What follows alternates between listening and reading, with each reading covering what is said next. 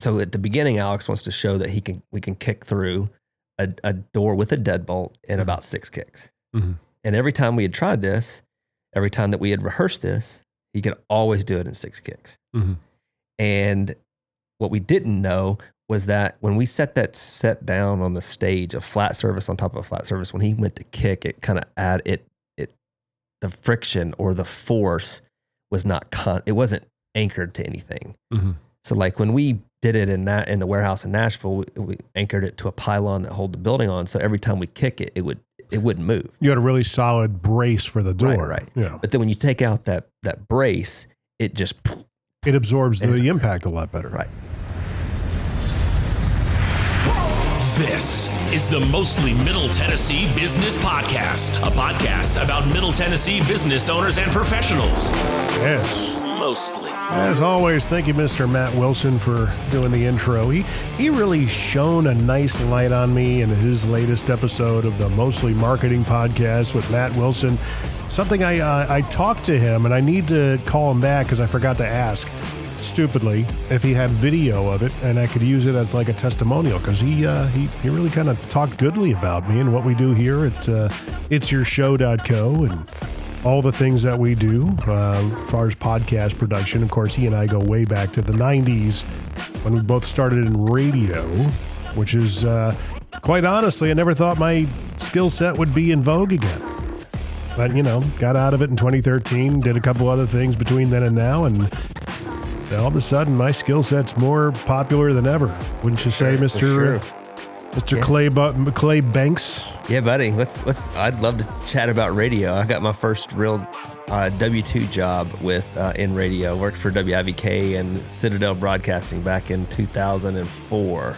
Here in Nashville? No, in Knoxville. Oh, okay. Yeah, I have to say, IVK would be... Yeah. Started a sales role, and the very first day I walk into my cubicle, and there is a phone book and a telephone. And they were like, get to dialing. And no training, no, just sales, get after it. And that's how I learned how to do sales, and had really good bosses and team and leader there, and spent about 4.5, maybe 5 years. That's crazy. Selling airtime, man. That's a grind, man. Yeah. So the voice you're hearing is Mr. Clay Banks. And by the way, you are listening to the Mostly Middle Tennessee Business Podcast, where we have real conversations with business owners, professionals, entrepreneurs all over the Middle Tennessee area and even beyond sometimes. I am your host, Jim McCarthy, with JimMcCarthyVoiceovers.com. I do voiceovers, and it'syourshow.co. Like I said before, we produce a ton of podcasts. So we'd love you to check that out. We actually have a new website. Finally got a website for the it'syourshow.co. It's right there in the name. You know what I mean? It's like, and we had like a basic landing page for a while, but now we have an actual website because we do so many things. I just went ahead and did it myself, which I'm not sure if that's really a good idea. Yeah, you definitely have the on-air voice talent. You do too. You got you've got charisma. Okay. And I met you on Lindsay Stafford's, I almost said Lindsay Sterling, the violinist, Lindsay Stafford's podcast about a month ago, I want to say. A month ago. We had a good time. Yeah, you came in and I found out you were partnered with a guy we had on this podcast in another iteration known as What's Your Problem, say about 5-6 years ago in another building at that. Okay. He had come in and talked about the what was the product you were pushing? Man, it was a Haven Lock. A Haven Lock. Yeah, that's right. Probably Alex. By virtue of Mr. Brink Fiddler and Defense Systems, that's how I met Alex. Gotcha. So it's like all of a sudden, here we are sitting in the same room, full circle. And as soon as you were on Lindsay's podcast, I'm like, oh, I got to get this guy on my podcast. Cool. Because you got a great story that goes along with it. But first and foremost, tell us a little bit about your background. When did the entrepreneurial bug bite you?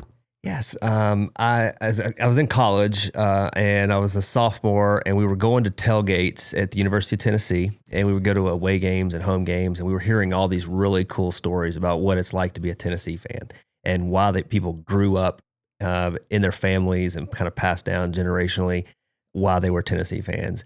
And we were like, back then, this is 2002, put yourself back in that time frame. Amazon was just a bookstore. Google was just coming out. Facebook was just coming out. But back then, people still that consumed your traditional media. So as a book, we were like, let's compile these stories that we were hearing from people. We would literally go around with like recorders and record their story and then transcribe that up and then have them sign off on it. And then we co-published that in a book called A Vols Walk.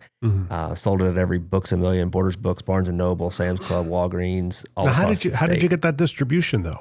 Was that just good old-fashioned grit? I partnered with 3 other guys, and one of the guys, his name is David Gibson. I'm still best friends with him today. We kind of co-owned the property together. He was a manager for the football team, and he knew Charlie Anderson, who ran Anderson News, which was a distributor for that type of printed material. Right. And Charlie kind of took us under his wing and got us the distribution into those outlets: Walgreens, Walmart, Sam's Club. Of course, all the places you bought books. We did set up an Amazon store back then when Amazon was just a bookstore. Yeah. But what we found is that in the store on the shelf, it was very hard to sell books. Right. People just didn't know about it, and the cover was cool, I thought, but we found out it was better to host autograph sessions with like ex-football players or previous football players or ones that were in the NFL and had a week off and could come back to the campus and sign books. Yeah. So we would team up with ex-football players, promote the book signing in the autograph session, and there would be a line out the door. People standing in line to get Chad Clifton's autograph or whoever. And that was a way for us to really drive up sales. Unfortunately, that was a bad lesson learned or a hard lesson learned in margin. Selling books, you got a hard cost in printing it, and then the distributor or whoever you're selling it for is typically around the Keystone pricing model, to be pretty close to that. So we weren't making a ton of money per book that we sold, and I think we bought a couple of burritos and some beer after that. Books, they're like business cards at this point. I mean, back then though, I would imagine you had to have some margin in them. I don't know how much margin they really have in them. You had to sell a lot of books. Yeah. I could break the margin down, but we sold it for $19.95. It cost us around $9 to print it, but we would sell it to Borders or Walmart or the bookstore or whoever we were doing for around $10 to $11. Okay.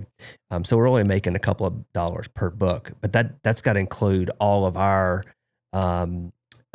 overhead to get there. Yeah. We would have some printed signs and things made up, and that was our cost.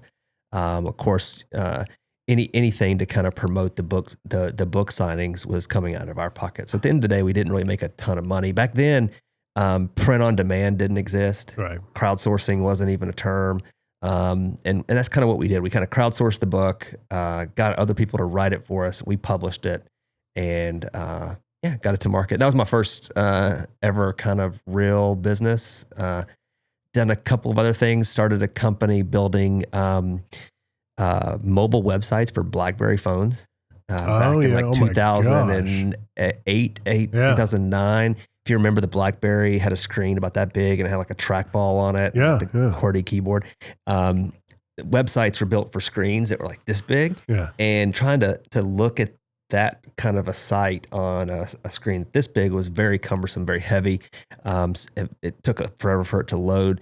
So we built sites for small businesses on a platform called .mobi, M-O-B-I, kind of like a .com, but it would convert it to mobile. Now everything's responsive. Yeah. But that was a need back then. Let's see, we did a tech transfer project at the University of Memphis. That was my third business. And then my fourth one was Haven Lock. And that was the one where we invented and patented a home security product, the one that you had Alex on the show talking about, that could detect and prevent home break-ins.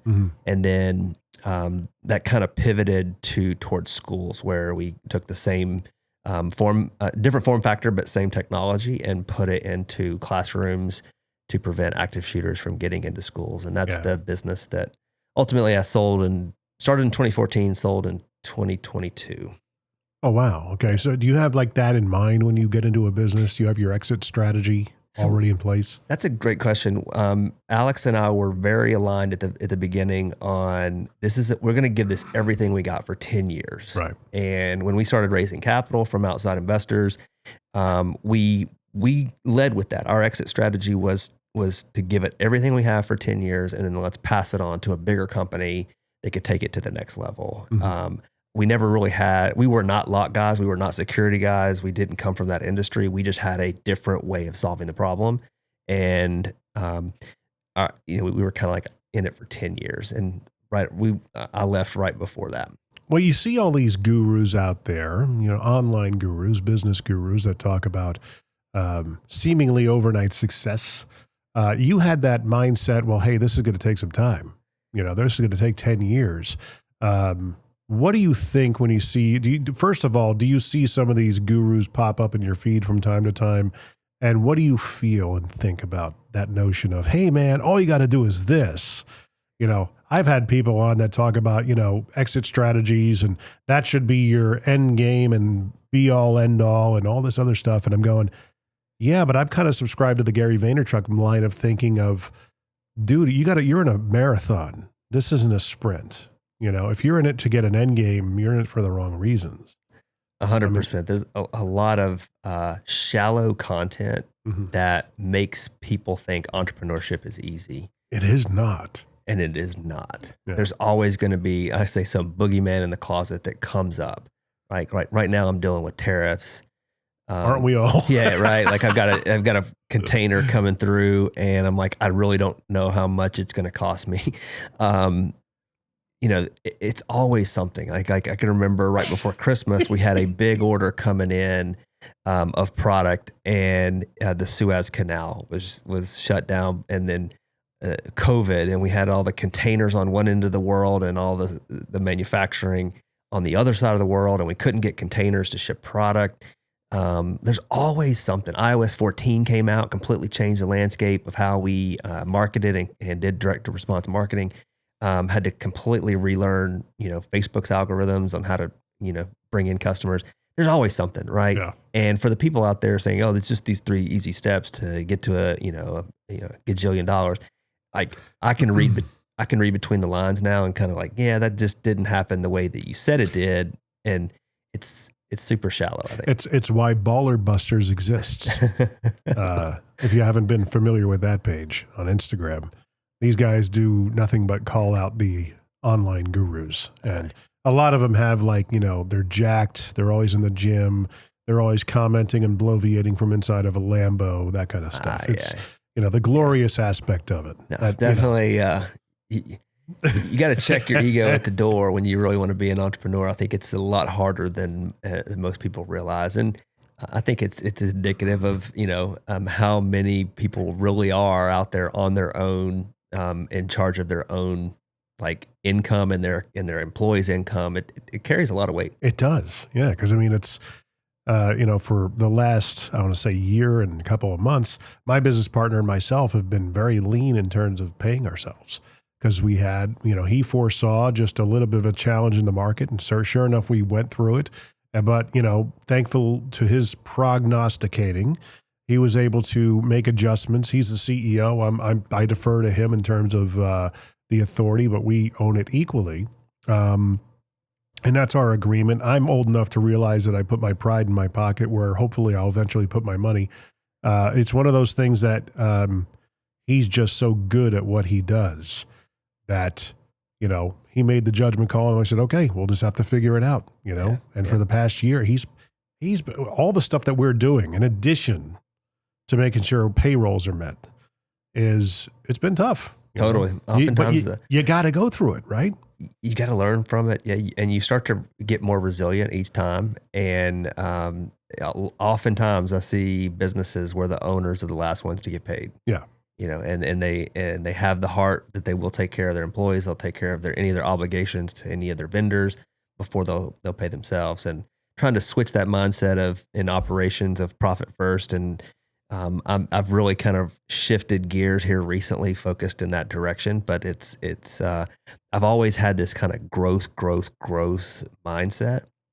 And depending on the type of the business, we've been able to grow some of them very good, but they really weren't profitable. Yeah. And I've kind of here in the last year or so really switched gears. Like, okay, I don't care if it's got $10 million of revenue top line. What's the bottom line look like? Right. And what's the owner putting in their pocket, right? And then kind of shifting strategy around that to say, okay, I don't care about having a $10 million business. I'm okay with having a $3 million business if I'm putting 300, 500 grand in my pocket. Right. Because I mean, that's at the end of the day, you have a top line business doing that. It's especially with the scalability, the process and the speed at which you scale. Because a lot of gurus out there also talk about that. You could scale this to 10x in a month or 6. It's like, dude, that could be dangerous. Yeah, totally. And yeah, you set yourself up almost for bigger failures and bigger risk for sure. So. Have you thought about maybe being an online anti-guru or an anti-guru? Yeah. I just there's this saying that I've been using a lot. Like, you're the most qualified person to help the person you used to be. Yes. And when I was starting my first business when I was 20 years old, like, none of this content existed. Right. But there was those 25 years that I've been doing this. I've learned a lot, and I want to help that next generation. So whether that's I have an online community that we meet up every week and we go through different businesses problems, or it's coaching an accelerator group or whatever. I just want to be able to have good content, and sometimes good content doesn't get good views. Right. I think like people always like, oh, I'm trying to go viral and trying to get like vanity metrics up. Mm-hmm. And I'm like, yeah, that's vanity metrics really don't put money in your pocket. And it really doesn't convert people the way most people think about, oh, they got 1 million views. Yeah. Right. I think our Shark Tank video, there's some out there that have 15, 20 million views. And I guarantee you, we didn't make 15 or $20 million. Right. Right. So like, yeah, I think like, because it's entertainment based. Totally. People like are trying to go viral. I think it's like it's a race to the bottom, and you've got to really be on one end of the spectrum, and then you have to take a stance on the other end of that spectrum. Right. Or you've got to be really funny, really comedic, or really entertaining. Entertaining. It's edutainment. Right. It's what you really, in some cases, you guys went on Shark Tank, and that's something we're going to be talking about to, get investor interest. But I mean, it's a huge PR platform, and it's a feather in your cap. Were there any investors that came out of it? Later after the show aired, yes, and before the show aired, we were able to get our own network of investors to invest prior to us going out there. So we had raised some money before we ever stepped foot on a plane to go to Culver City. Now, none of the sharks actually invested. Right. But coming out of that, the credibility, as seen on Shark Tank, that helped a lot with conversion rate, social proof on our website to convert real customers, and it helped us get in the door with investors in later rounds. Yeah. So kind of once people saw that, it was easier for us to get in meetings than it was before. Well, the one that comes up is the best pitch ever. The best. Was that just a random Google search you just pulled up? I just went to YouTube and popped in Haven Lock Shark Tank. One of the first one that pops up is it's from Shark Tank Global, that channel. Okay. 5.3 million views 3 years ago. There you are. My gosh, you look like a friend of mine. Alec Clapper. Last time you were here, I showed you his picture. I'm like, that's his doppelganger, man. It's crazy. 9.5 million views from a realtor who apparently put it up. So a lot of people stole the video and put it up as their own content. Yeah. Oh yeah. There's a couple of TikToks out there with like 12, 13 million. Yeah. I teach a lot of high school students entrepreneurship, and that's the first place they'll go to like look for the show. Yeah. And they're like, oh my God, you have 14 million views. I'm like, I don't have 14 million views. Somebody else does. No. Somebody else monetizing that. Totally. Yeah. Prick. It's like, but it's all over the map. Yeah. And, were you the guy who did the kick, or was it Alex? It was Alex was doing the kicking. Yeah. So, that's crazy. For sure. I mean, when he started, what was going through your mind? Because you were doing mainly the pitching, I think, right? We both had we had certain areas that I was going to focus on in the pitch, and certain things he was going to talk on, and we kind of predetermined all that. But at the time, I kind of had these call them mental checkpoints or mental mile markers. Yeah. Right. That in my mind, I'm trying to get to the next part, like get across what we need to say and then get to the next. It's like, hey man, I'm the guy who sells the ad time. I'm not the actual DJ on the air. The performance aspect of all this is beyond me. But I mean, you do have that charisma. You've got a charm. And I picked up on that when I met you. So it was one of those things that, yes, you have to prepare. So I'd imagine, how many months did you guys rehearse this? So it was about a 9-month process. Wow. Kind of talk about it a little bit. Alex drove to Chicago by himself. I was either out of town. I don't know why I couldn't go, but he drove to Chicago from Nashville, Tennessee. Stood in line like half a day with like hundreds, if not thousands of other entrepreneurs or people that were trying to be on the show. And yeah, they pitch like a small desk, a little 3-4 person panel that were just trying to evaluate on-camera presence. Really is probably what they were looking for the most. Is like, can we find people that are worthy on camera? They weren't even really looking, or at that stage really cared about the business, and they never really did. The producers never really did. So anyway, he drives back, and about a week later, we got an email like, hey, like you've kind of made the first cut, and that's the biggest cut they make. Like, they start with thousands of entrepreneurs and they cut it down, and they're like, if you're interested, here's all this paperwork, like NDAs and all kinds of like, just agreements, stuff that we won't talk about and share about it. There's certain windows and like. That's like the second set of tasks that weeds people out. Yeah. Are you able to do it? Are you willing to do it? Right. And are you going to do it right? Yeah. The paperwork. So we started signing all the paperwork. They had us, I can remember they asked us for a 60-page handwritten application. Handwritten? This is in 2018. Okay. Why? And I don't really know why, but I remember, I'm like, well, if they ask for it, let's deliver it on time. Like we're going to 60 pages of handwritten. And the thing is, they wanted it from me and they wanted it from Alex separately. Well, like they're ever going to read it. You think like while you're writing that, it's like, we just want to see if you're going to do this. Do you think that might've been a part of it? I don't know. I had to. Dude, how many, and that's that first round, they make their initial set of cuts. If everybody's getting the same exact, treatment, if they even if they whittled it down to 100 people. It was more than that, but it was like tens of thousands at the original pitch, at the 1-minute pitch. And then it's like 5,000, 3,000, something like that. But nobody's reading 60 pages per person. But then it started like, as it progressively, as we kept making cuts, it was like, all right, now we want you to kind of draft a script based upon this format. Like they kind of gave us the format. We drafted the script, and we for a couple of weeks we would work on it with these kind of junior level producers, and then they were like, okay, now we want to see you act out the script. Just take your phone and talk through the script. Mm-hmm. And I can remember we made the conscious decision to say, okay, if this is something we want to move forward with, we now need to make a commitment. We're going to go all in on it. Mm-hmm. And we kind of went to the team. We're like, yeah, let's go all in. So we hired a videographer, we hired lighting and sound, and really put together a published or polished rehearsal, mm-hmm. right? And went through the script. We were all dressed up like we would be on the show. And we sent that in, and I think that you start to separate yourself apart from the others, right? That kind of just half-assed it. And that just kept moving. It kept asking for different documents from us, trademarks and patent documents and financials and you name it.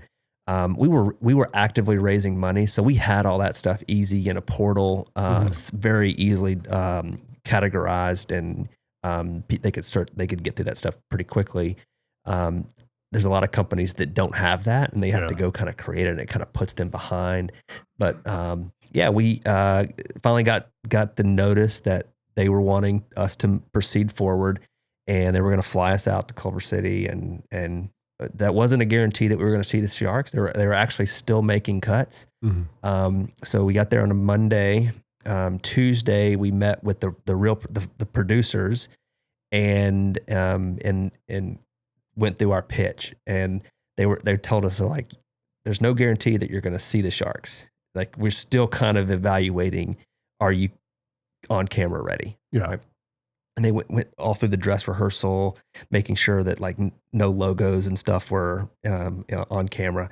And they're like, we'll let you know if you made the cut. And we're like, we flew all the way out here and we didn't even know we made the cut. So like Wednesday, they're like, you have the day off, and they're like, we'll give you a call. So we went hiking. We had some investors out there, went and hung out with them, and you're smart, at least making good use of your time. So we that whole day we're like looking at our phone. Did you get the call? Did you get the call? Did you get the call? And I can remember it was getting after dinner, between the 6, 7, 8 hour. We still hadn't gotten the call. And we're like, you gotta be kidding me. There can't be like out of the companies that we got to interact with some of the other people, other companies.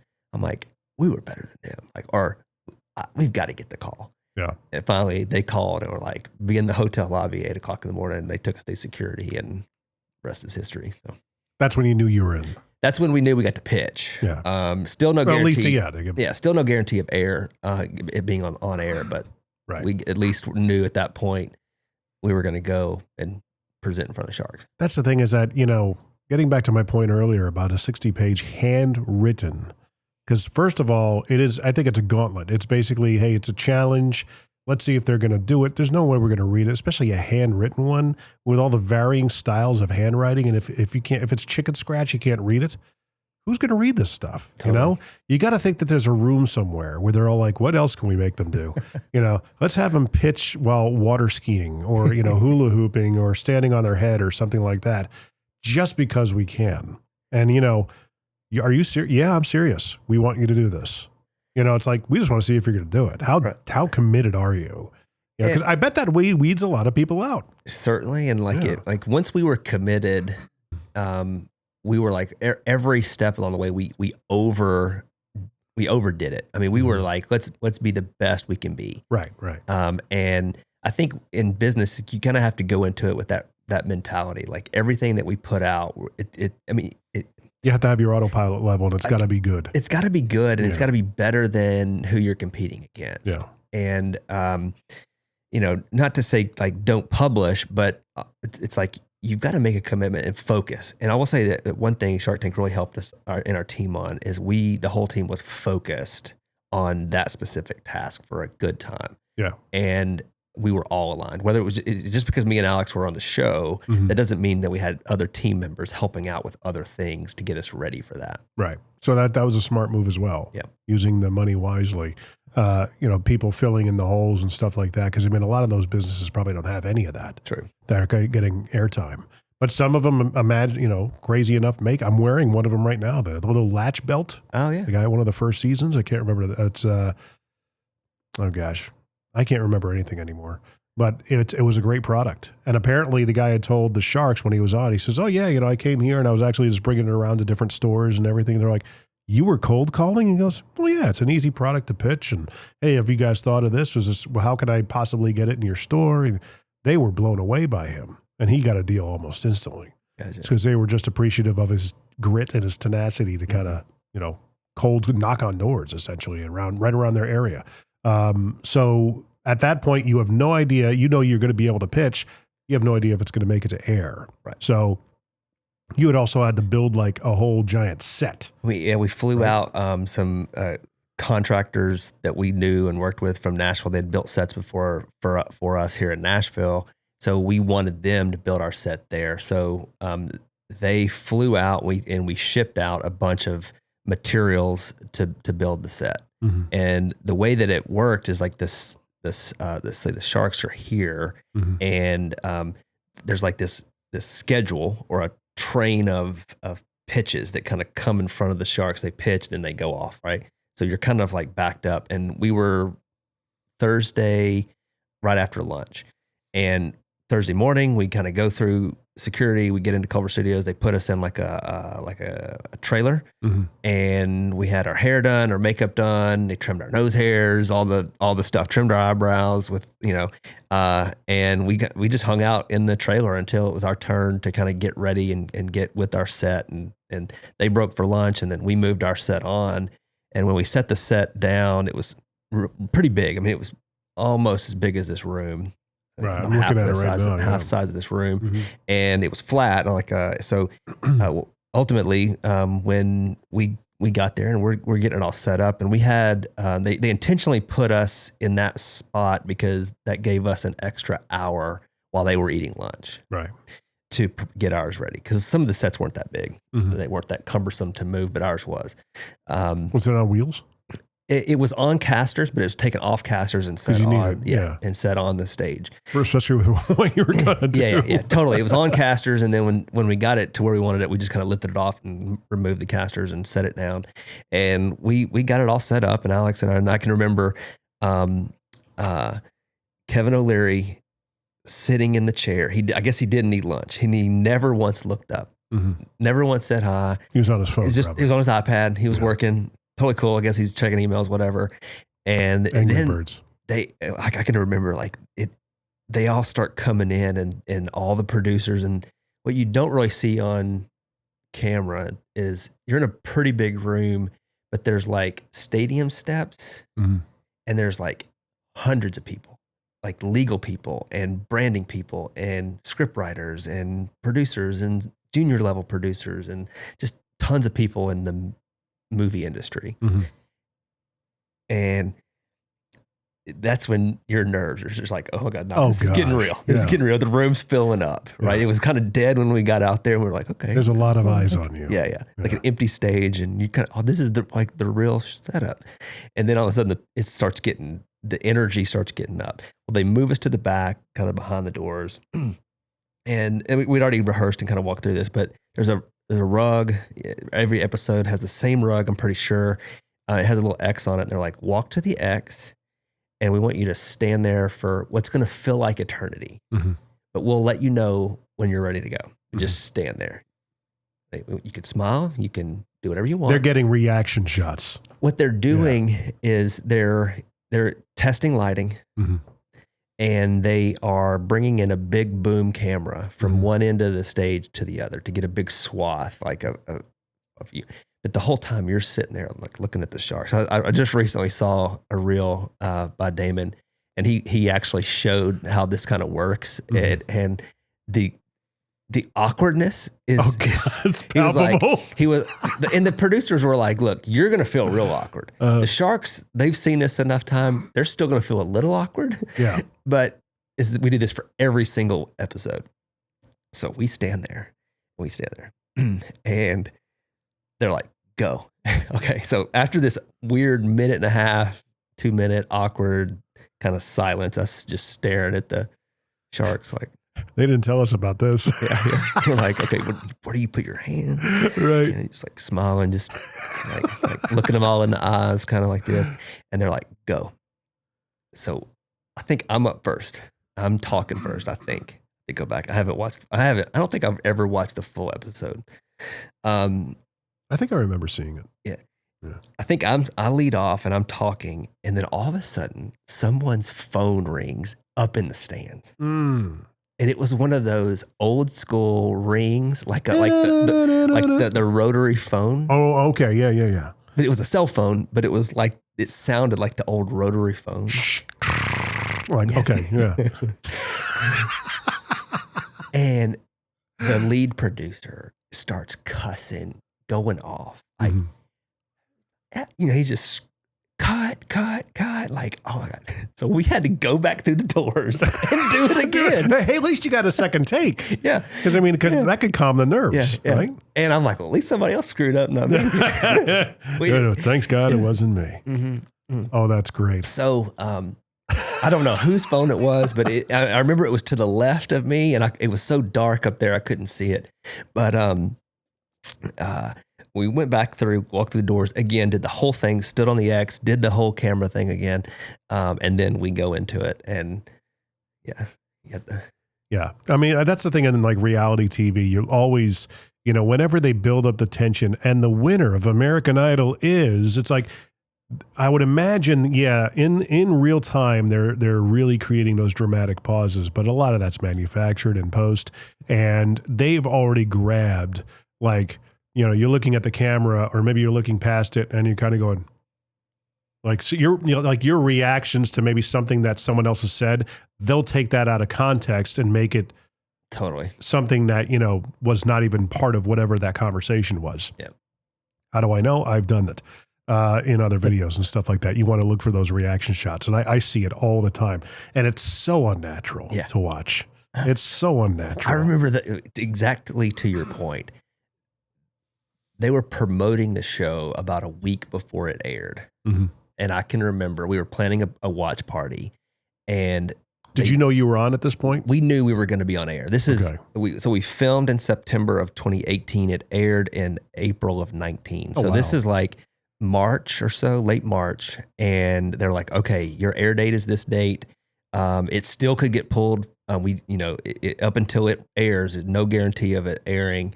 But so we started planning this watch party, and they started running promos, and they used this picture of my face or a reaction, and it's just like I just like lost it all, and I'm like, oh God, my face looks like. I just remember looking at that, but it was some other like. But So you have a second time to pitch, and they got to do all the things again. Why they couldn't use the first pass through is beyond. They're just going to get more footage, whatever. And then okay, go. And then you start going into your pitch, which at that point I would imagine feels like second nature. You know exactly what to say. We rehearsed it thousands of times. How do you guys actually, when you rehearse it, do you go by feel? Do you have to listen back to things? Did you watch or listen to your pitch? Because that's what I would do. Okay, so I'm an auditory memorization guy. There was a script of and that script was pre-approved or worked through and then approved by all parties, ourselves and the producers. And that was the uninterrupted part that you see. No sharks are interacting with you in that part. That's your pitch, yeah. Okay. I think it was like 2, maybe 3 minutes, something like that. Right. So that's the part that we rehearsed a bunch, and we knew that word for word. I mean, there wasn't a fraction of a word that was off at any point in our rehearsal. Yeah. But we had done that enough times. And then we had rehearsed every question that they asked us, we had rehearsed with other entrepreneurs, other investors. We had been raising money for enough time, so we pretty much knew every question they were going to ask. Right. And we had, at that point, the best answer we could. Looking back on it, I'd answer a lot differently, but kind of learned through repetition, of course, right? Yeah. But so yeah, we get into the uninterrupted part of the pitch, and the way it was the pitch was designed is that we were going to show how inferior a regular deadbolt is compared to our locks. We had 2 doors side by side, and one door has a deadbolt, and then one door does not have anything there in our lock. Right, it's a blank hole. So at the beginning, Alex wants to show that we can kick through a door with a deadbolt in about 6 kicks. Mm-hmm. And every time we had tried this, every time that we had rehearsed this, he could always do it in 6 kicks. Mm-hmm. And what we didn't know was that when we set down on the stage, a flat surface on top of a flat surface, when he went to kick, it kind of the friction or the force was it wasn't anchored to anything. Mm-hmm. So like when we did it in the warehouse in Nashville, we anchored it to a pylon that held the building on. So every time we kick it, it wouldn't move. You had a really solid brace for the door. Right. Yeah. But then when you take out that brace, it just...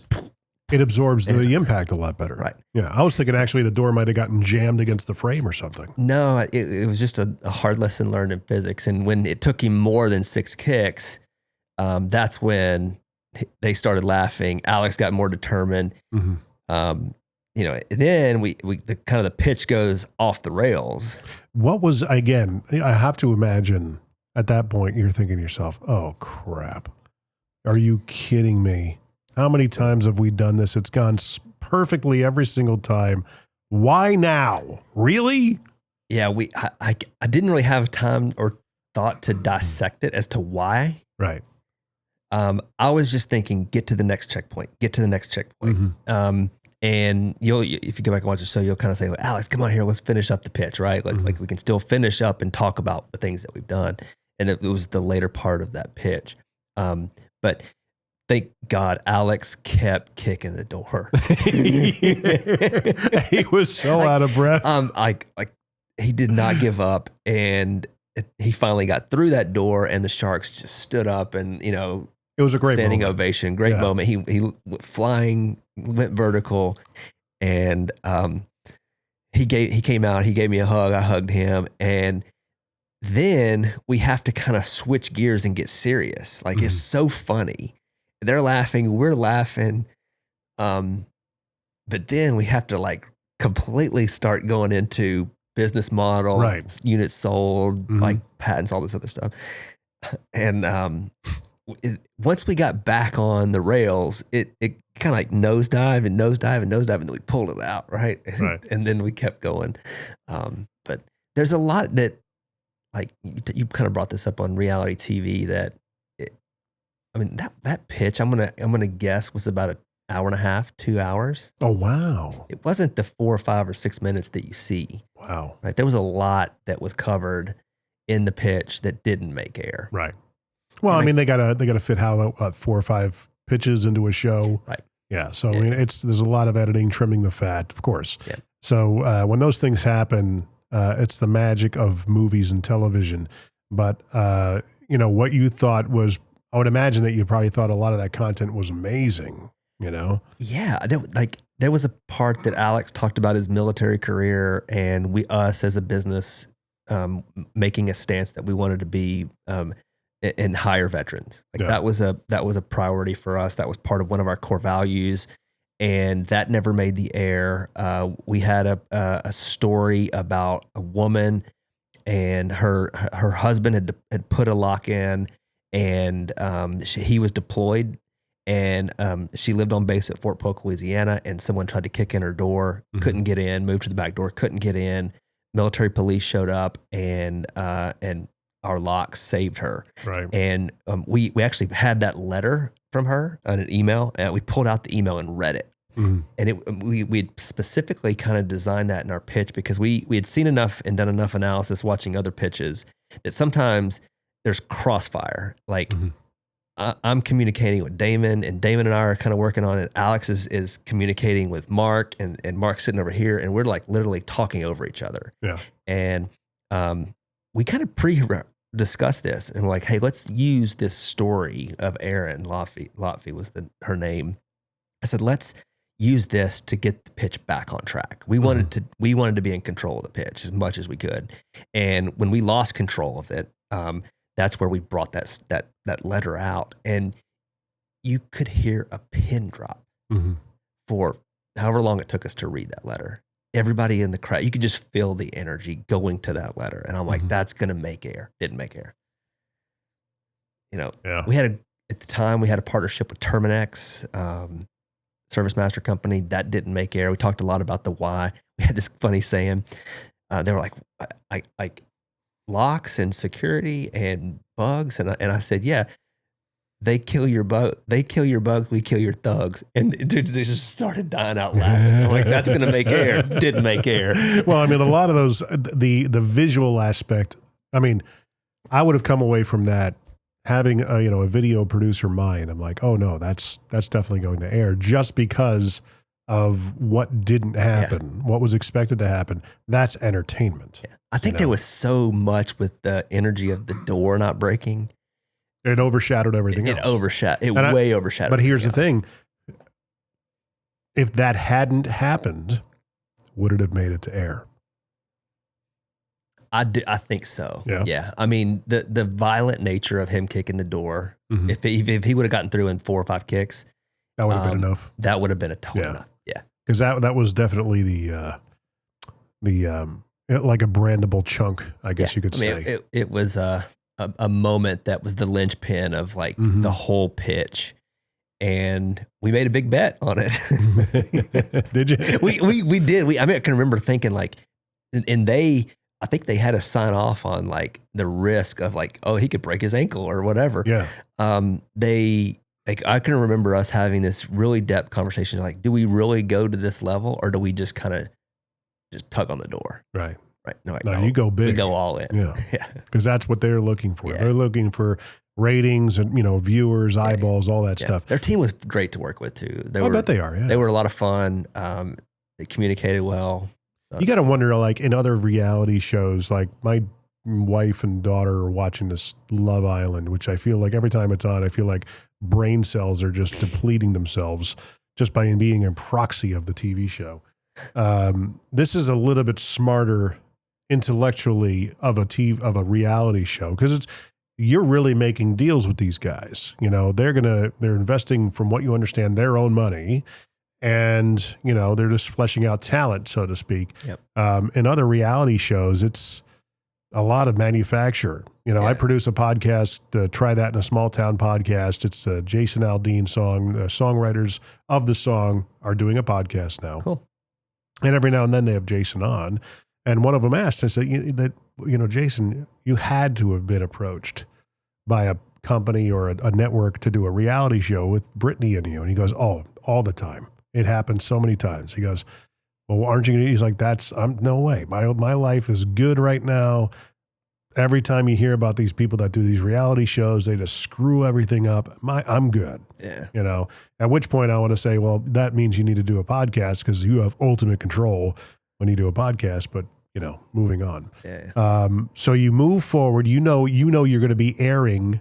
It aired in April, you said. April of 19. You got, hey, you guys are going to be on. How far out?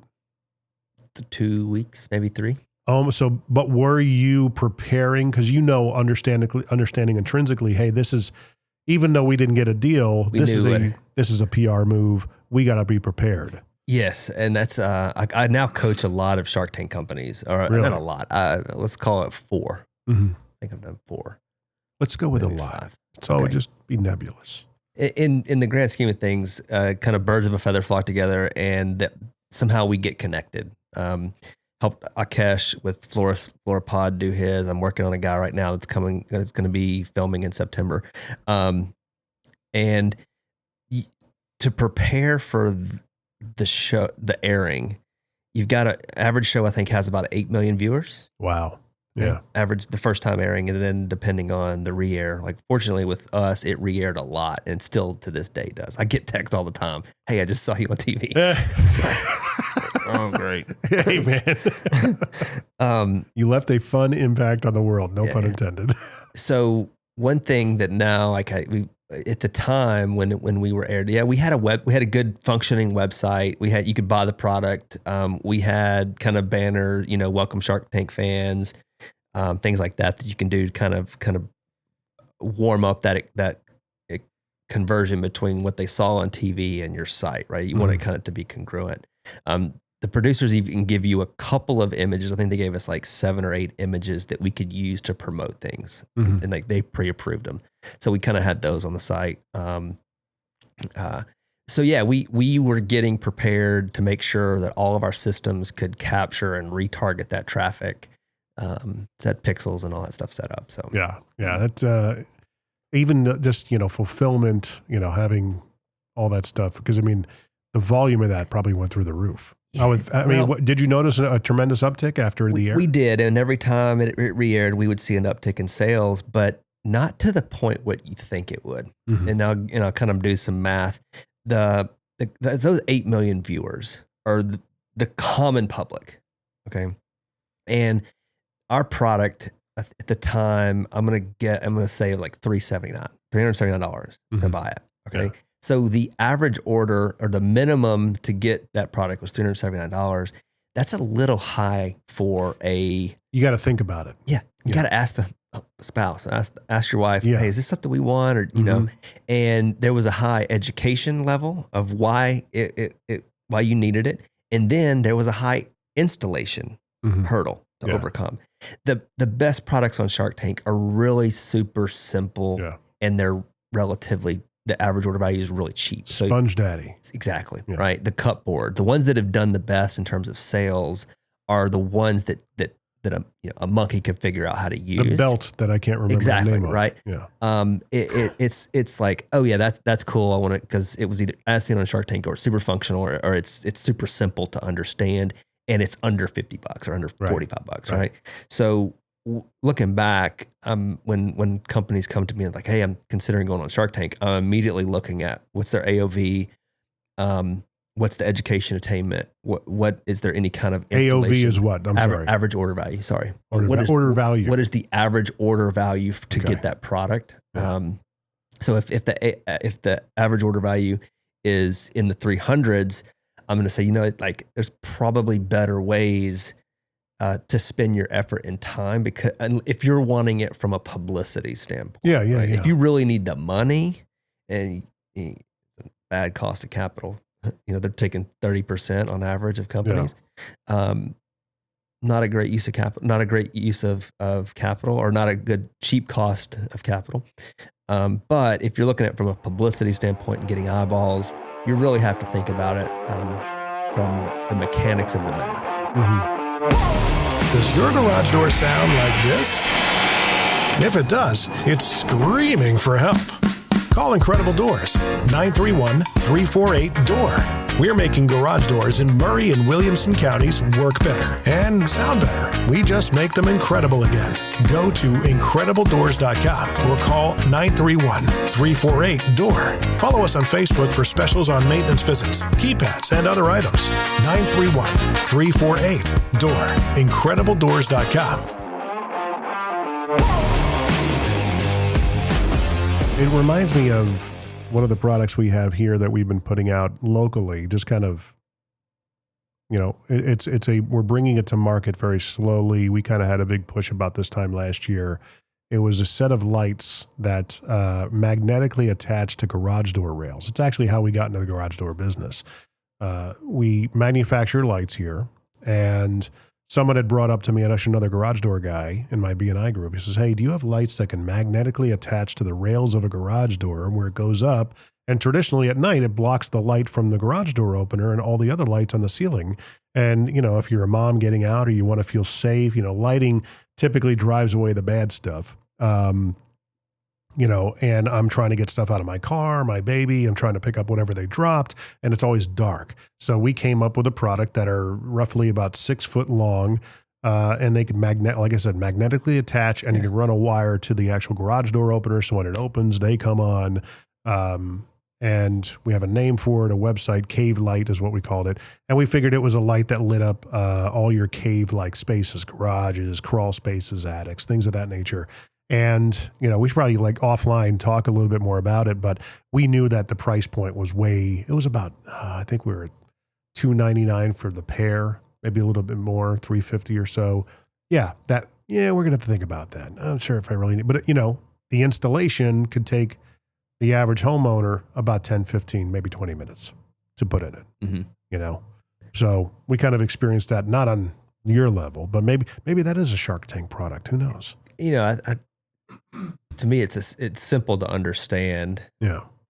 Especially if you show it in action, the price point and the for us, we had to kind of educate people on the physics. We had to educate people on the durability, the construction, the materials. How does your $20 deadbolt compete to a $370 floor-based lock? Yeah. Because when Alex was on Tips, Tactics, and Tools, and I met him for the first time, Tom and Brink always talked about 3 different levels of defense for your home. Yep. And basically it's the exterior of the home. Is it lit? What is the perception of penetrability, I guess? And people size it up that way. Is it not lit? More lighting, the better. Are all the windows and doors closed? Where are the windows and doors? And if you decide to get past that and get Moxie to move to the next level, obviously it's the threshold, the front door. Can you break through that? What's defending you on that second level? And of course, the third level, if you happen to breach the threshold, is the what do you have inside waiting for them? So your product certainly helped on the second level of that penetrability matrix, I guess. Because I remember I looked into it, and even I was thinking, I'm like, I got to think about this. And the price, if we could have gotten it was a good product for the price. If we could have gotten it to $129, But that's the thing is that what's the psychological point of like, why is it only 129? Yeah. You know what I mean? To do it at mass scale, that the connected app, the Alexa integration, Google integration, Android, iPhone app going, like it to mass hit it, like it needed to be under $150. And there was really with the cost of goods, we made it in America, made it in Fairview, Tennessee, by the way. There's no way, not even close to that. Yeah. But I mean, did you have something on the website that at least, hey, why does it cost this much? Justifying the price? Yeah, we had kind of Gantt charts that kind of compared pros and cons of competition. Totally. Yeah. Because I mean, that's one of the questions I would bring up is, well, what would you feel if it were a $129 item? Would there any doubt in your mind be, it feels off, like it's priced too low in it? Maybe, I don't know. Maybe that's just me. Definitely. All that to think through, It's almost like, I identify, at least in my own head, a lot of broken sales approaches, because it depends on the motivation of the seller and what they're really looking for. Do you want to get paid, or do you want more exposure? Do you want to be promoted? Do you want to have the perception of looking busy? When we were in the electrical business, we would take jobs just to get, cannon fodder for social media, even though we might make maybe 15% or whatever, and next to nothing. But just, hey, at least we got another property under our belt, and we'll use this, we'll subsidize this one with that one. And it's like, after a while with new businesses, I understand saying yes to everything, but say yes to everything in a smart, strategic way that comes with a sales approach that justifies your price, And I've been getting into this like expense, like what our cost is kind of approach. Hey, here's where your money is going. This is where, we pay our people this, blah, blah, blah. You're transparent about the cost to make or deliver. This is what it costs us. And then we added a couple of points for profit. That's healthy. As a business owner, you can see that. What do you think? You know what I mean? And when you kind of do that, it's tough to do that with a car or whatever, or stuff like that. You have no idea what all the parts cost. But in certain situations recently, I've been talking to some people, and I just said, look, all you got to do is, we pay our guys this. We're going to come alongside you and help promote this thing 6 weeks out, that kind of thing. And then at the end of the day, we add, if it's an overnight thing, we can add hotel rooms and per diem to keep us fresh, because basically when we hit the stage, we want to make sure that you're getting the best performance and it's aligned with your venue, that kind of thing, especially from a performance band point of view, because a lot of bands undersell themselves. Yeah. It's so just amazing. And a lot of times the consumer compares pricing at the bottom line to bottom line. And you brought up something I'm kind of going through right now. So I have a company called Glory Light. It's a night light that projects Bible verses on the ceiling. Got these little discs, and you insert the disc and it shines a different Bible verse or a different Bible character on the child's ceiling. And we sell on Amazon, and we sell on a website, on a Shopify store. And we put out a lot of marketing, a lot of content, and that's brought out a lot of copycats. Okay. So there is a copycat out there. They've taken our images, the ones that we've designed, and they have made a very similar light. And ours is $59.99. Theirs is $19.99. Okay. Theirs comes direct from China. It takes about 8 weeks to get. Ours comes from Dallas, Texas. Takes about 3 days to get. We donate 10% of every sale to a nonprofit called Justice and Mercy International. We donate lights to kids in foster care. We are creating a brand, right? They are just looking for dollars, right? They're not even Christians. They didn't see the opportunity. They just saw the opportunity on Amazon because they saw ours. There's all kinds of data out there to show you how many we're selling. So they're just saying, oh, we can do this. We can copy their images. And now I've got to go through Amazon and take them down. I've done it a dozen times, but they'll pop back up under a different brand, right? And you read their reviews. It's like, oh, it took 8 weeks to get it, but it's $20. Ours $59, $60, right? Yeah. Big difference, right? But the customers, like we have to go through this branding exercise to show them that hey, like we're 3 dads in Tennessee that make it in this business. Yeah. That run this business, right? And we do all these other things to support this ministry. And it's still so hard to get customers to kind of go one layer up the value chart to see how the differences of that bottom line are, and why the bottom line is different. Yeah. Interesting. Yeah. You're going to get different archetypes of customers anyway. You know, some people are just going to be, no, that's the lowest price. That's what I'm going to do. And then you got to pull the heartstrings of the people that, you know, first off, will take the time to read or absorb the information regarding your brand. Why, you know, a big old, we are aware of the $20 knockoffs. Here's why ours is $60. Right. Or we have a full-time support staff that's going to respond if you have a question, or if you need to return your order, or you need to change your order. Yeah. Good luck getting that over there for $20. Right. Yeah, totally. So either you can just take a third of that or add 2/3 to what you're going to spend. And at the end of the day, you're still getting a good product. Yep. You know, you have peace of mind. It's a big motivator. Yep. You know? Warranty. We offer a lifetime warranty. Good luck getting them to respond to a warranty. Yeah. But I think a lot of people have forgotten a lot of people don't really know how to sell in general.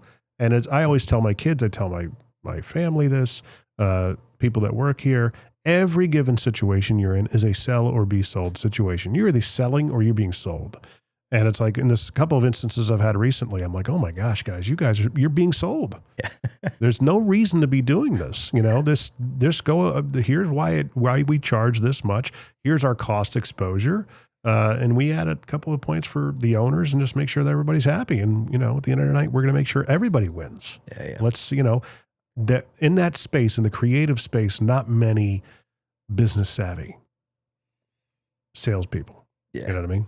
Yeah. But with the other things that you got going on, I guess you're also a consultant for businesses going into Shark Tank. I did not know that. That's a smart idea. I mean, not that I really put that out there, but that'd be huge, buddy. Birds of a feather flock together. They'll find me through either some podcast like this or some Google search or LinkedIn search or whatever. Yeah. And they're like, hey, I saw that you were on Shark Tank. Could I ask some questions? Yeah. And you can start a podcast around take that call, right? You take that call. The pre-Shark Tank Pre-Shark Tank. Get ready for Shark Tank. How to maximize return on, you know. Look at that. Yeah. Conversation begets creativity, like I always say. And then if it goes to a certain level, I'll start working with them, making sure that to get them ready for the show. But then really it's that post show, what to do after air to really get that return. Make sure your website, make sure your pixels are set up structurally, make sure that your email flows. I'm kind of going into a lot of detail, but nonetheless, there's a lot that you can do pre and post show to maximize that level of exposure. Oh, I bet. Wow. It's like, but that's not only a great podcast idea for entrepreneurs, especially just for businesses in general, on how to get prepared just to present. I've done mock pitches where if somebody's working with me, we'll bring in a handful of quote unquote sharks, and then we'll ask them questions, and then we'll work with them on, you said this, but you really kind of need to think about it from this perspective and their perspective, and look at it a little bit differently and answer it a little bit more concretely and more evidence based. So all that to say is, like, I do some of that, but more of it's like more of what I do is all things go to market. So helping companies manufacture, design, build, test, and launch a product. Right. So I work a lot of AI companies right now. I'd say probably more than 70% are probably AI based. Technology firms, just doing something specific. Like a cool guy in Moab, Utah, a client of mine. He's got a company called Hauska. It's a AI tool for architects to be able to design and sell. So it's kind of a marketplace, so they can sell their design too, and being able to kind of put that out into the market and sell it to other architects who need to use a digital image in their overall design. I feel like all these people that are buying into AI, and I'm kind of leaning towards a very cynical side to look at AI, because it's like you're training and you're buying into something that could eventually just replace you. You know, it's kind of a dangerous ground in a way. There's a lot of pros, a lot of like what ifs out there. And to me, I just kind of want to know as much as I can about it. Yeah. So that I'm not left behind. And Right. I do think AI is going to take a lot of white collar jobs that do this Mm-hmm. on a computer. Right. It's going to totally disrupt Like the way we administrative work. type stuff. Data entry, Mm-hmm. copywriting, even like visual creation, visual arts, or image creation, video creation. Yeah. I saw a stat not too long ago, or a projection, because it's not a stat, it's a projection that 90% of the content that we consume in the year of 2027, so in 2 years, 90% of it will be generated by AI. Yeah. So how do you break through the clutter when it's now going to be much easier to create content? And it's going to come from community. It's going to come from human-to-human connection. It's going to come from authenticity, and it's going to come from content like that you're putting out in these shows, right? That you can go deeper. Like, you can't, AI can't replace me and you having this That's the conversation, thing, yeah. right? So the businesses now that I'm working with, I'm like, how do we add a layer of community or the foundation, really, not adding layer. It is, community is the foundation. We can bring in AI to do all kinds of cool things, right? Is that what you're doing with Glory Light? Glory 'Cause you Light could. we use AI more from a perspective of writing copy. Mm-hmm. We don't really use it that much for that company. I mean, it's a hardware product. But there's a community aspect to that company, you know? I will use it to analyze posts, and emails. Like I've got a lot of data, and I'm kind of like, okay, what emails are going to perform better? So I'm more using it as an analytical tool, because it is a physical product, and I want real kids and real families in showing how moms, particularly because our target demographic is moms and females, moms and grandmoms, and like we have enough affiliates creating a pipeline of content for us that I don't need to go to AI yet. Right. But with a lot of other companies, like we use it a lot. Like, that's interesting. I have always had the idea, especially being a voiceover guy, now that we're being replaced by AI a lot, and they could probably sample my voice, and someone can hear me who never got paid to read anything off in some other whatever. I've always had the idea of, and maybe this is an AI kind of thing, where you maybe take a sampling of a grandparent's voice, and your grandparent can read to your child. You know what I mean?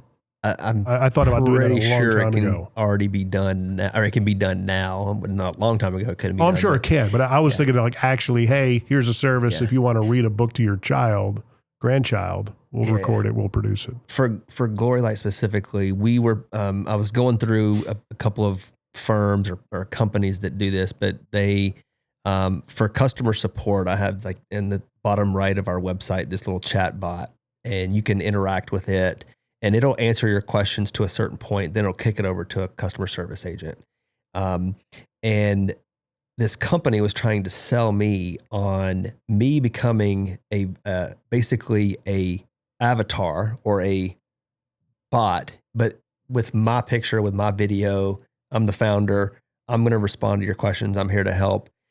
But they were going to give me a script to read, and that would give them all the influxes of my voice. You probably know more about voices than I do sound, but it basically all the articulations and inflection points and styling and things in my voice, so that and AI would respond to those questions using my voice. But they would give me this script to read. We never did it. There's gonna be blowback on that. Yeah. There has to be, because eventually, somebody nefarious, like somebody bad, always screws it up for the batch. And I dare I say, it will almost like be illegal someday, because you can frame somebody, or even further from that. No, that wasn't me. That was AI. Right. I never said that. And it's like, we're seeing that now. I mean, and that's cause for reasonable doubt. Right. I mean, you're seeing it now with political campaigns. Yeah. Like I was recently on vacation with my parents, and my mom was like, "Oh, look at this video." I was like, "Yeah, Mom, that's AI." Yeah. That's really not a baby at that podcast studio. My kids got me one day. I was like, look at the size of this owl. I'm a fan of owls. And I'm like, this owl is huge. And I showed it, and it looked completely legit. Yeah. And I showed it to my kid. She's like, Dad, that's AI. I'm like, oh, duh. Of course it is. But it's interesting because it's like, once again, here we are in the wild, wild west. Because, it was like that for the internet for a season.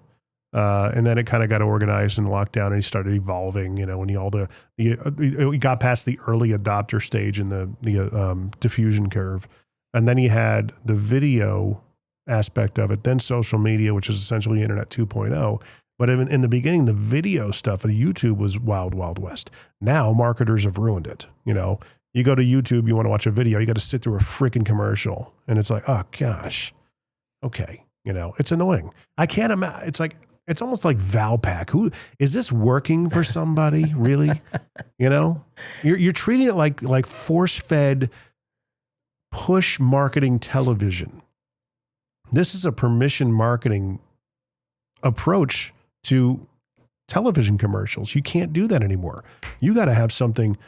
It better solve a problem. You better be great at articulating what that problem is. How does it solve it?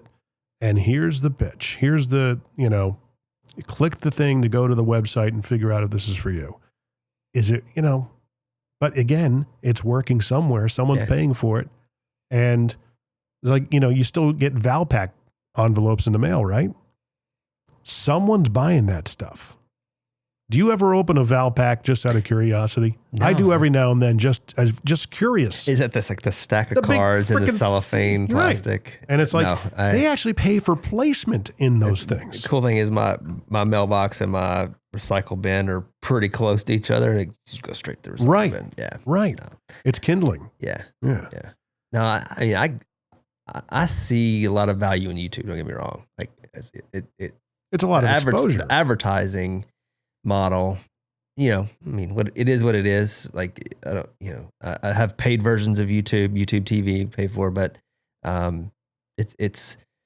they also have, I think, a YouTube Premium or Plus where you can skip all the ads and go through them. But I use YouTube a lot to fix problems and solve problems. I learned how to lay brick. Mm-hmm. I had to build a brick step at my house, learn how to lay brick. I've done all kinds of fixes stuff at my condo and my cabin. Just learn how to, go online. The permeation of the ads, though, has gotten bad in the last 5 years. It's gotten, people are getting better at using it. Yeah. Right. And that's what I'm saying. When we started off with this context around these challenges that business owners face. And I mentioned iOS 14. When iOS 14, Apple and Facebook kind of got in this pissing match around, how long we could track customers, 30-day cookie, 15-day, 10-day cookie, a lot of other things with that. But all that to say is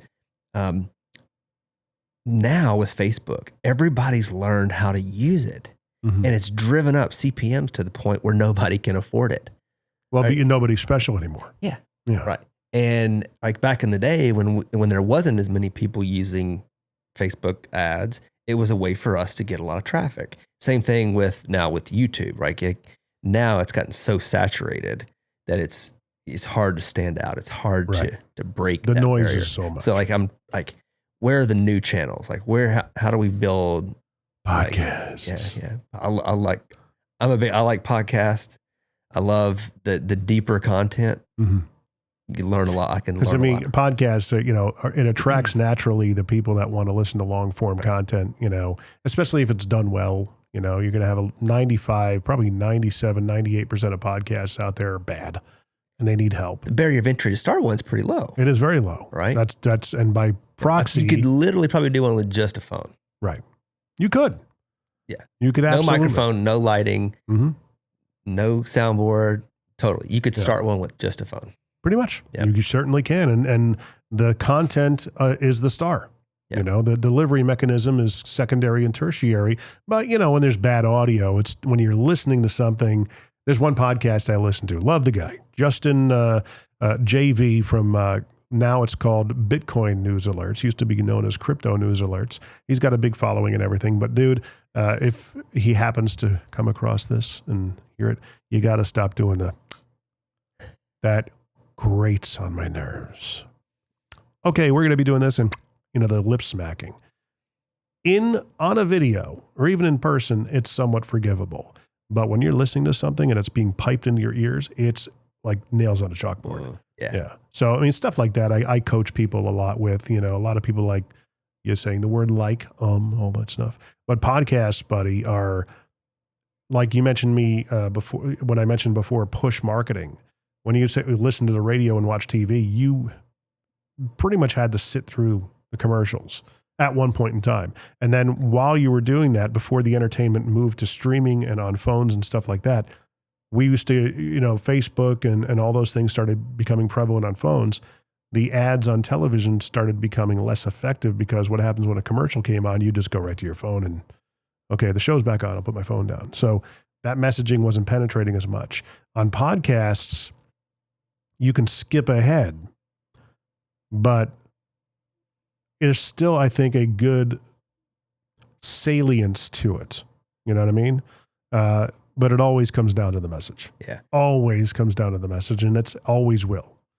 It's the message dumbing. And I think that one thing about podcasts, getting kind of going down this track, and the advertisers on the shows, I feel like they're more authentic. It's like if I'm a subject matter expert talking about a topic, I'm only going to allow the businesses that I test, use, validate, verify, recommend. Unless you're doing dynamic ad insertion. Right. Yeah. And I think like a lot of times when I hear the subject matter expert talk about the product that they're recommending, it gives a little bit more authenticity and it gives a little bit more credibility to it. As a regular layman consumer, I'm not sure if they're annoyed by this, but as a former radio guy, I certainly am. With dynamic ad insertion, sometimes it cuts off mid-sentence. It's like, so we're going to find out about hey, we're going to go on vacation. Have you been to this? It's like right in the middle of a sentence. It's like, oh my gosh, guys, at least have a break. Have some sort of a bumper or something like that. I don't know if it annoys most people like it annoys me, but have you heard podcasts like that? Nothing's coming to mind, but I'm sure it's happened. Yeah. And a lot of people, I think the ones who are good at podcasting, who are intentional about aligning themselves with the correct brands that they can get behind. One of the things I teach and preach to beginning podcasters, a lot of them on these Facebook pages, how do I monetize? I always start with, dude, what do you like wearing? What do you like drinking? What do you like eating? What do you use? What are your hobbies? What can you talk about with enthusiasm? Approach these companies. See if you can get, free product, or maybe they'll pay you for it. You never know. Yeah. I think like we talk about building community first. That is the foundation of how businesses will cut past the AI noise. Podcasts are one of the best ways, if not the best way, to build community. And I look at what Nick Bear with Performance Nutrition has done with his podcast and his brand. It is a endurance brand for endurance athletes, endurance nutrition brand. He has created such an awesome community around his product, but his podcast rarely talks about his product. He talks about the community of runners, the things going on in the ultra endurance running community. So ultra endurance runners go to that podcast to get information. Oh, by the way, I sell this product, right? Yeah. Like it's very subtle. It's tertiary. Yes. Yeah. And it's in the periphery. And I look at probably one of entrepreneurs I look at and go, okay, like he has built a community first, and he's simultaneously built a company around that community. Well, look at, Bill Phillips from back in the day. I don't know if you know that name, but he came out with a dynamic, I did it 3 times in a row, called Body for Life. And he was the CEO of Muscle Media Magazine Community, and also the owner of EAS. They sold supplements, Myoplex and stuff like that. So yeah, that's exactly what you're talking about. And because of the movies and the documentary, he wanted to put out a documentary talking about this bodybuilding program. He says, look, I wanted to take these bodybuilding tournaments out of these dingy auditoriums and show people how they can go from how you look like me in 12 weeks. I mean, I'd see like before and after, but that's what hooked me at the time was like, crap, in 12 weeks, I can go from that to that. Oh, sign me up. Let's do it. It's rigorous, but it worked. And you started watching, I think it was Body of Work was the initial documentary that he put out like in 99. And it's about 2.5, maybe slightly under 2 hours. And it's all about the process of him doing the Body for Life competition. And he got 10 people that applied. And basically he's like, I'm giving away my Lamborghini to the person who wins. And he just created all this content, all this community, and sold products to the side. Yep. And it was brilliant. Yep. Put him on the map. You know, he was on a bunch of different talk shows at the time. I became a huge fan of his. He actually was on the podcast a couple of years ago, virtually. So, and you're doing a lot of stuff with the Entrepreneur Center here in town as well, right? Yeah, I work as an entrepreneur in residence at the National Entrepreneur Center. I tell this story. I told it I lead a takeoff group. It's 20 entrepreneurs in a 12-week cohort. Got a new one starting in the fall. When we were starting Haven Lock in 2014, we initially started the idea April 1st, 2014. And September 23rd, we were launching a Kickstarter campaign. So for those months in between, we had done everything we could to get as many supporters, backers, friends, family, anybody that was willing to show up. And we rented the room at the Entrepreneur Center in downtown Nashville, had beer and barbecue, and used that as a platform to launch our Kickstarter campaign. So the next morning we did like $60,000, $70,000 in sales. But what happened is those people went to the Kickstarter campaign, started backing it, started, promoting it, sharing it on social, because that's what we asked them to do. And that triggered the algorithm, right? So we stayed top of fold for like a day and a half on the Kickstarter platform. And so I now coming back, what's that? 2014, 11 years later, I'm in that same room now teaching the next generation of entrepreneurs who are starting their companies. So, that's something that you enjoy, hopefully. I do. I'm a startup junkie for sure. Love to me, the art is in the start, and I say that a lot, but I love that 0 to 1 phase. Like, how do we go from 0 to 1? Yeah. So. Well, right on, brother. How do people find and follow you? And, Clay at InPaceline, InPaceline.com, InPaceline on Instagram, TikTok, you name it, all the socials. InPace? InPaceline. InPaceline. The kickoff of the cycling endurance sport community. Nice. To get into a pace line, you're drafting off of each other to save energy and move faster from point A to point B. So, are you a competitive runner or biker? I want to say biker, but triathlete. I do Ironman, full distance Ironmans. I've got one pin. I've got a sprained ankle right now, but I've got World Championship in Nice, France in September. I don't know if you can tell, but I don't do any of that.